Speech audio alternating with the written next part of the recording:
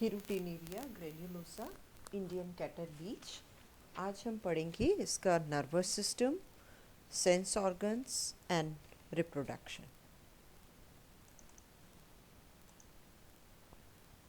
Nervous system इसका एनिलिडियन प्रकार का है, लेकिन यहाँ पे एंटीरियर और पोस्टीरियर एंड पर कुछ गैंग्लियंस फ्यूज हो जाते हैं।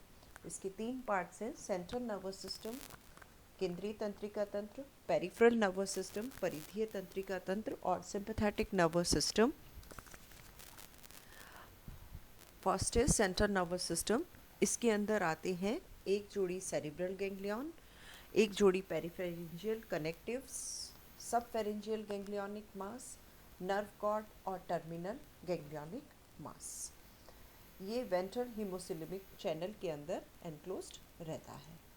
फर्स्ट है नर्व रिंग, फिफ्थ सेगमेंट के अंदर पाई जाती है, छोटी है और इलोंगेटेड होती है, और इसके मध्य में से फेरिंग्स होकर गुजरती है। इसमें क्या क्या चीज़ें शामिल है? फर्स्ट है सेरिब्रल गैंग्लियन या ब्रेन।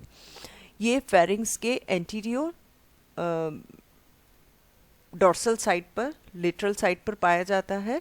दो गैंग्लियंस फ्यूज होकर ये जो ब्रेन नर्व रिंग है इसका डॉर्सल पार्ट बनाती है। ये ब्रेन दो गैंग्लियंस फ्यूज होकर बना रहे हैं। नेक्स्ट है फिर सब फेरेंजियल गैंग्लियन। ये यहाँ बीच में फेरिंग्स है, यहाँ बड़ा ट्रायंगुलर है ये, और चार जोड़ी एम्ब्रियोनिक गैंग्लियन के जुड़ने से इसका निर्माण होता है और नर्व रिंग के वेंट्रल पार्ट पर ये पाया जाता है।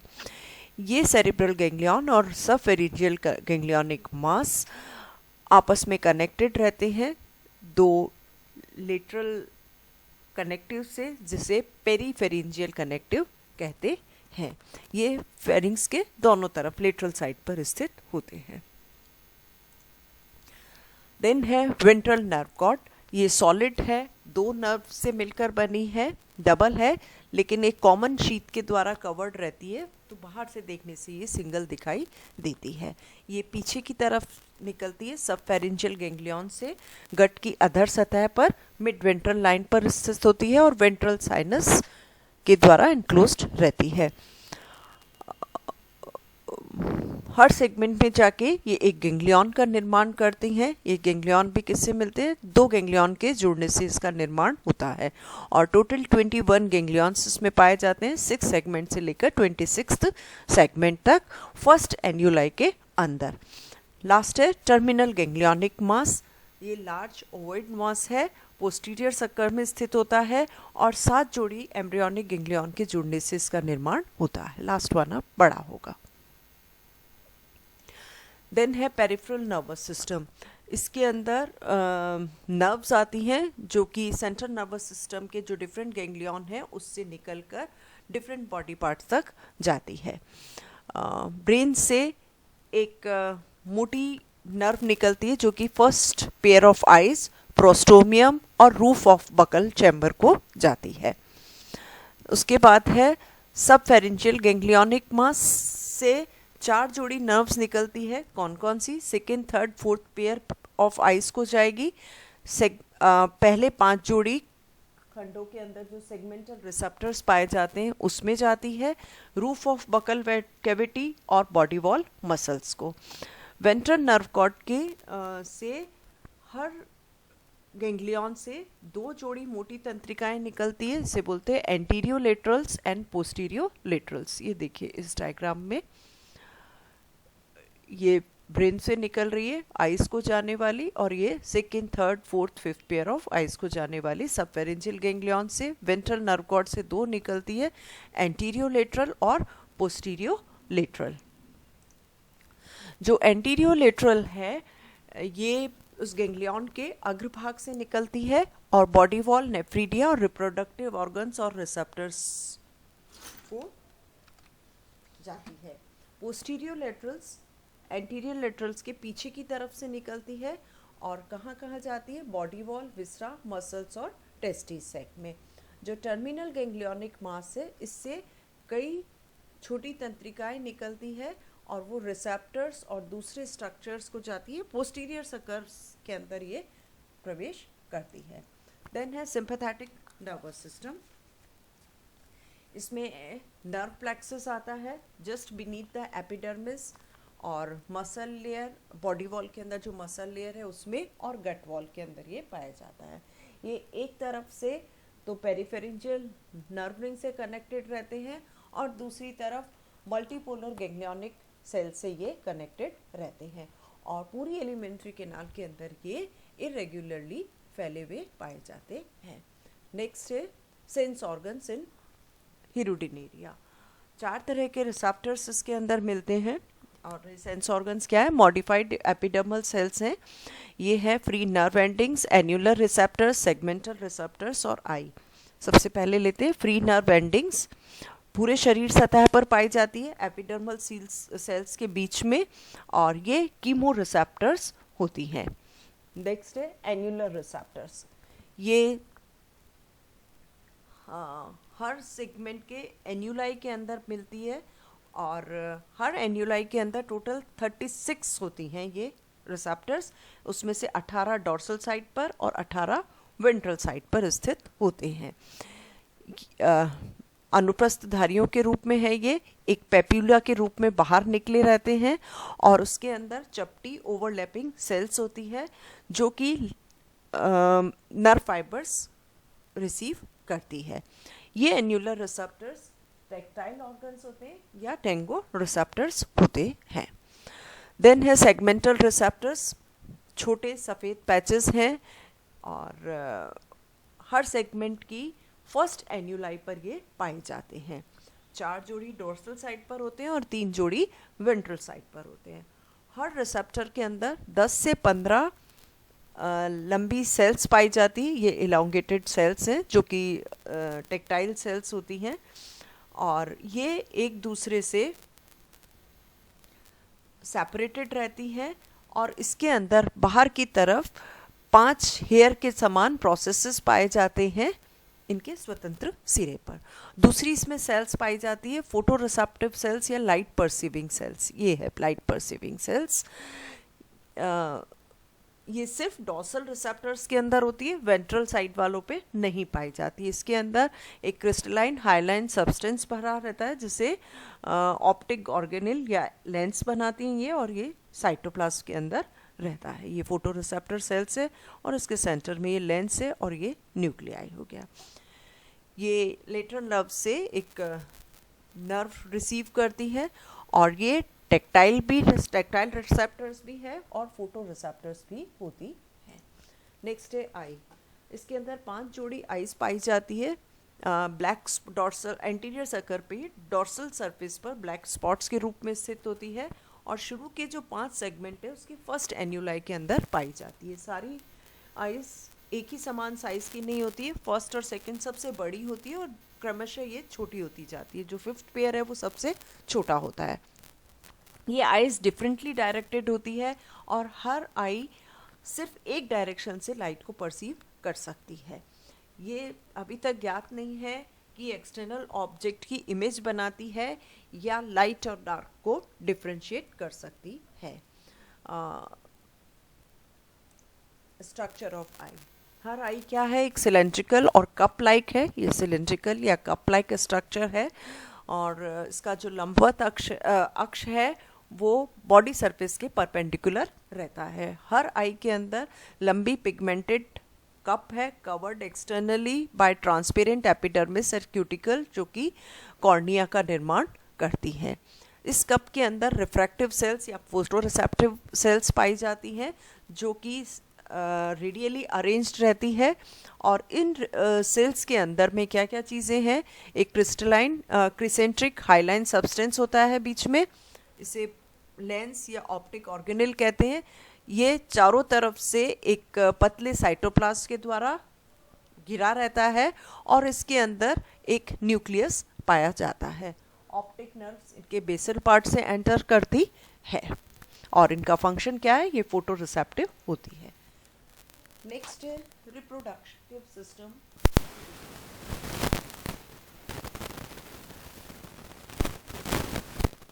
हर जंतु के अंदर कंप्लीट सेट पाया जाता है वेल डिफ्रेंशिएटेड मेल और फीमेल रिप्रोडक्टिव ऑर्गन्स का, लेकिन उसके बावजूद भी इसमें सेल्फ फर्टिलाइजेशन नहीं होता है, क्रॉस फर्टिलाइजेशन पाया जाता है कॉपुलेशन के बाद में।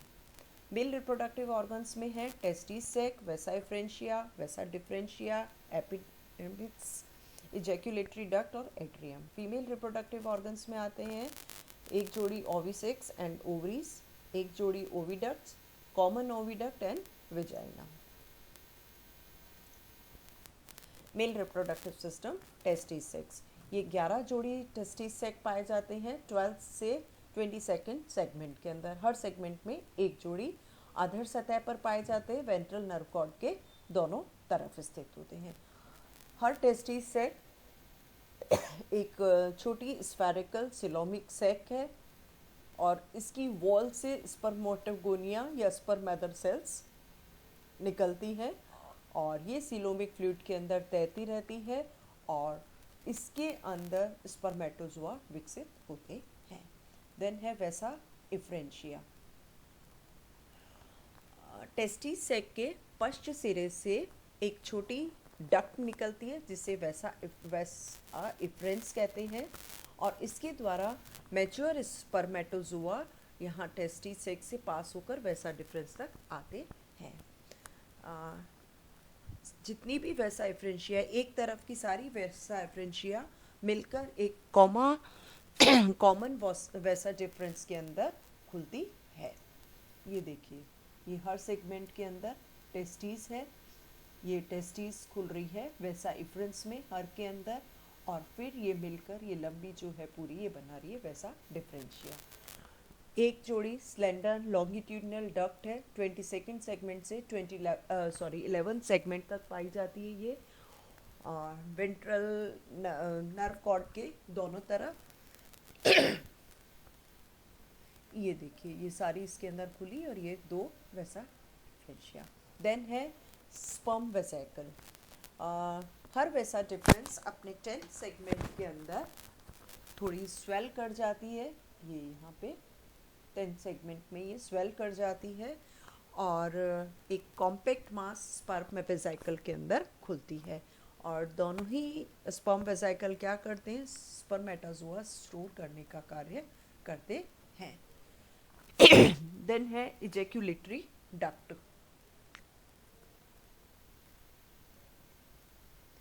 ये देखिए, इजैक्यूलेटरी डक्ट कहाँ से निकलती है, स्पर्म वेसिकल के एंटीरियर और इनर एंड से एक सकड़ी छोटी इजैक्यूलेटरी डक्ट निकलती है। देन है एट्रियम। एट्रियम क्या है, दोनों तरफ के जो इजैक्यूलेटरी डक्ट है वो एक मीडियन पायरिफॉर्म सेक एट्रियम के अंदर खुलता है। ये देखिए, ये दोनों तरफ की ये हो गई इजैक्यूलेटरी डक्ट और ये खुल रहा है ये ट्रायंगुलर एट्रियम के अंदर। ये 9th और 10th सेगमेंट के अंदर पाया जाता है और इसके अंदर दो चैम्बर्स होते हैं, एंटीरियर प्रोस्टेट चैम्बर जिसके अंदर की मस्कुलर थिक वॉल होती, थिक मस्कुलर वॉल्स का बना हुआ है ये, और इसके अंदर प्रोस्टेट ग्लैंड्स पाई जाती है और पीछे के पार्ट को कहते हैं पोस्टीरियर पीनियस सैक। ये इलोंगेटेड मस्कुलर चैम्बर है, इसके अंदर ट्यूबुलर कॉइल पीनिस पाया जाता है जो कि मेल जेनाइटल अपर्चर जो कि 10th सेगमेंट के सेकेंड एन्यूलाई पर स्थित है उसके द्वारा ये प्रोट्रूड हो जाता है। स्पर्मेटोजोआ टेस्टिस सैक के अंदर प्रोड्यूस होते हैं और स्पर्म वेसिकल के अंदर स्टोर किए जाते हैं। यहाँ से ये स्पर्मेटोजोआ प्रोस्टेटिक चैम्बर में पास होते हैं। प्रोस्टेटिक चैम्बर के अंदर ये प्रोस्टेट ग्लैंड के द्वारा सिक्रित स्राव के द्वारा ये आपस में चिपक जाते हैं और बंडल्स बना लेते हैं, इनको स्पर्मेटोफोर्स कहते हैं। ये स्पर्मेटोफोर्स फिर पीनिस की सकड़ी कैनाल के अंदर जाते हैं और कॉपुलेशन के दौरान ये फीमेल के वेजाइना में ट्रांसफ़र कर दी जाते हैं। ये देखिए, ये है एपिडाइडमिस एमिनल वेसिकल, ये दोनों तरफ से निकली इजैक्यूलेटरी डक्ट और ये है प्रोस्टेट ग्लैंड और ये penis sac female reproductive organs of Hirudinaria. सबसे पहले ओविसेक्स एंड ओवरीज। ये वाइट बॉडीज हैं, 11 सेगमेंट में पाई जाती है वेंट्रल नर्व कॉर्ड के दोनों साइड्स पर। और इसके अंदर सीलोमिक, ये पूरा है ओविसेक, इसके अंदर सीलोमिक स्पेसेस हैं और एक ओवरी पाई जाती है। ओवरी क्या है? एक कॉइल्ड न्यूक्लिएटेड रॉड कॉर्ड की तरह की स्ट्रक्चर है और इससे ओवा निकलते हैं और ये इसके जो एंड्स हैं वो क्लब शेप्ड एंड होते हैं। कोइल्ड जो ये कॉइल्ड रहती है और हीमोसिलोमिक फ्लूइड के अंदर फ्लोट करती रहती है और ओविसेक्स के अंदर पाई जाती है। ओविडक्ट्स, हर ओविसेक के बेस से एक छोटी स्लेंडर ट्यूब निकलती है जिसे ओविडक्ट कहते हैं। राइट साइड की ओविडक्ट वेंट्रल नर्व कॉर्ड के नीचे से जाके लेफ्ट साइड की ओविडक्ट से मिल जाती है और दोनों तरफ की ये यूनाइट होके एक कॉमन ओविडक्ट बनाती है जो कि एस की तरह की होती है और ये कॉमन ओविडक्ट स्थित होती है 11th सेगमेंट के अंदर। जहाँ पर दोनों ओविडक्ट मिल रही है वहाँ पे एक यूनिसेलुलर ग्लैंड पाई जाती है जिसे एल्बुमिन ग्लैंड कहते हैं और ये एक डक्ट के द्वारा कॉमन ओविडक्ट के अंदर ओपन होती है और ये ओविडक्ट फिर ओपन होता है एक पियर शेप्ड वेजाइना के अंदर। तो वेजाइना अभी किस में मिलती है? 11 सेगमेंट के पोस्टीरियर पार्ट के अंदर। ब्रीडिंग सीजन के अंदर इसकी साइज बहुत अधिक बढ़ जाती है और इसके अंदर बहुत अधिक लॉन्गिट्यूडनल फोल्ड्स डेवलप हो जाते हैं। ये बाहर की तरफ जेनाइटल अपर्चर के द्वारा खुलती है जो कि पाया जाता है 11 सेगमेंट की सेकेंड एन्यूलाई के अंदर। ओवरी से ओवा बर्डेड ऑफ होते हैं, ओवा बाहर निकलते हैं, ये ओविडक्ट से पास होते हुए वेजाइना तक आते हैं और यहाँ पर ये कुछ समय के लिए स्टोर्ड रहते हैं। नेक्स्ट है कॉपुलेशन इन हिरुडिनेरिया।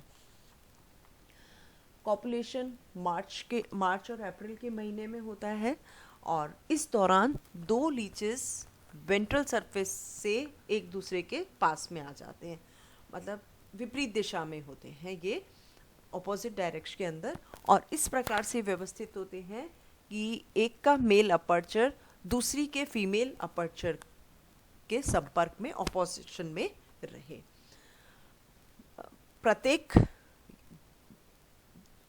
प्रत्येक लीच का जो पीनिस है वो दूसरे लीच के वेजाइना के अंदर इंसर्ट कर दिया जाता है और उसमें ये अपने स्पर्मेटोफोर्स डिपॉजिट कर देते हैं। तो इसमें क्या हुआ? म्यूचुअल इंसेमिनेशन पाया जाता है। इस लीच ने इसमें इंसर्ट किया और इससे इसमें ट्रांसफ़र होगा। कॉपुलेशन लैंड या वाटर पे हो सकता है, 1 घंटे के लिए होता है और उसके बाद दोनों वर्म सेपरेट हो जाते हैं। फर्टिलाइजेशन वेजाइना में होता है, इसका मतलब इंटरनल फर्टिलाइजेशन है। Fertilized eggs are female genital aperture से कोकून या ओथिका के अंदर डिस्चार्ज कर दिए जाते हैं और वहाँ पर इसका फर्दर डेवलपमेंट होता है। ये देखिए डेवलपमेंट कोकून का किस तरह से हो रहा है, किस तरह से कोकून या एग केस या ओथिका का निर्माण होता है। ये अप्रैल मई जून के अंदर बनती है। लीच के अंदर परमानेंट क्लाइटेलियम नहीं पाया जाता, सिर्फ ब्रीडिंग सीजन के अंदर बनता है 9 to 11 सेगमेंट में और जो इसकी ग्लैंड्स है वो एक फ्रॉथी गडल सिक्रीट करती है और जो हार्ड होकर कोकून का निर्माण करती है। क्लाइटेलल ग्लैंड्स एल्बुमिन सिक्रीट करती है कोकून के अंदर जो कि डेवलपिंग एम्ब्रियो को नरिशमेंट का काम करते हैं। फर्टिलाइज्ड एग्स इस कोकून के अंदर छोड़ दिए जाते हैं और ये देखिए ये क्लाइटेलम बना, इसके चारों तरफ ये फ्रॉथी गर्डल बन रही है। इसके बाद में क्या होता है, लीच जो है वो कोकून के पीछे की तरफ मूव करना शुरू हो जाता है। तो ये आगे है, ये पीछे है, तो ये 2 पोलर प्लग्स बन जाते हैं प्रोस्टोमियल ग्लैंड्स के द्वारा। ये दोनों क्लोज कर देती हैं और ये धीरे धीरे लीच अपने आप को पीछे की तरफ निकाल लेता है।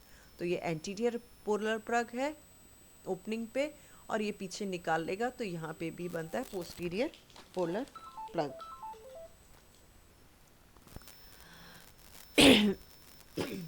कोकून जो है एक एम्बर कलर्ड का बैरल शेप्ड है ये स्ट्रक्चर। इसके बाहर की तरफ जाती है स्पॉन्जी लेयर और अंदर की तरफ टफ काइटिनस लेयर होती है। और कोकून्स हमेशा मॉइस्ट मड के अंदर छोड़े जाते हैं, कभी भी वाटर के अंदर नहीं छोड़ते हैं।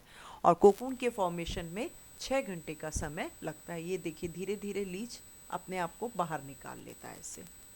देन है डेवलपमेंट।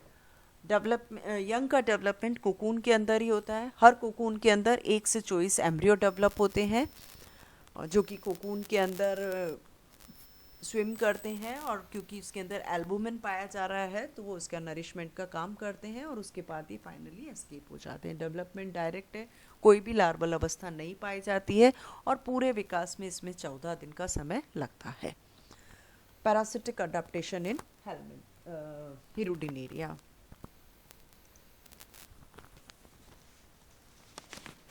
ये एक एक्सटर्नल पैरासाइट है, एक्टोपैरासाइट है। इसके अंदर इस आवास के लिए कुछ कुछ अनुकूलताएं पाई जाती है। पहला है हैबिटाट, स्विफ्ट स्विमिंग नेचर है इनका, एक्वेटिक लाइफ के लिए सुटेबल होता है। स्लीमी बॉडिंग कवरिंग है जो कि इसको ड्राइनेस से बचाती है। शैलो वाटर्स में ये पाए जाते हैं जहाँ पर कि फ्रीक्वेंटली विजिटर्स आते हैं और ये अपना फूड प्राप्त कर लेते हैं। एंटीरियर और पोस्टीरियर सकर इनमें अटैचमेंट का काम करते हैं। ब्लड सकिंग है, इसमें एक एंटीकोगुलेंट पाया जाता है जिससे ब्लड सक नहीं क्लॉट नहीं होता है। डेंटिकुलेटेड जॉज हैं जो कि विक्टिम की बॉडी पर घाव करने के काम में आता है। फेरिंग्स सक्टोरियल होती है, आसानी से ब्लड जो ऊज आउट हो रहा है उसको सक कर लेती है।